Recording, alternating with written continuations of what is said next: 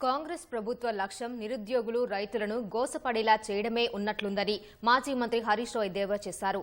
రవీంద్ర భారతిలో మల్లావజుల సదాశివుడు స్మారక పురస్కార ప్రదానోత్సవానికి ఆయన ముఖ్య అతిథిగా హాజరయ్యారు.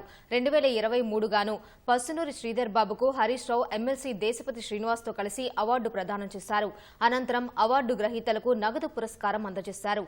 రాష్ట్రంలో రైతులు ఇబ్బందులు పడుతున్నారని, సాగునీరు లేక వ్యవసాయం చేయడం కష్టంగా మారిందని హరీష్ రావు ఆవేదన వ్యక్తం చేశారు.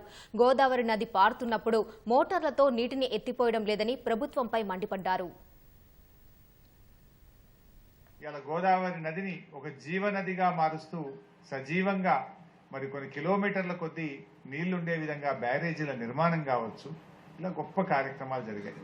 కాళేశ్వరం ద్వారా మళ్లించబడిన గోదావరి జలాలను చెరువులు నింపితే ఎండాకాలంలో ఏప్రిల్ మే నెలలో నిజంగా మత్తళ్లు దుంకే చెరువులు చూసాం. ఈరోజు పరిస్థితి ఏంటంటే గోదావరి నదిలో గత 15 రోజుల నుంచి వరద వస్తా ఉంది. మేడిగడ్డ దగ్గర దాదాపు 40,000 క్యూసెక్కుల నీళ్లు ప్రవహిస్తా ఉన్నాయి.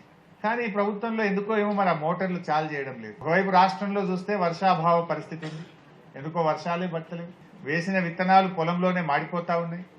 మొలకెత్తిన విత్తనాలు మరి వర్షం లేక పత్తి విత్తనాలు చాలా చోట్ల ఎండిపోతున్నాయి. రైతులు ఆత్మహత్యలు చేసుకుంటా ఉన్నారు. మరి ప్రభుత్వం స్పందించుంటే ఇప్పటికి 10-15 రోజులైంది గోదావరిలో నది ప్రవహించబట్టి. ఇవాళ 4-5 మోటార్లు నడపొచ్చు.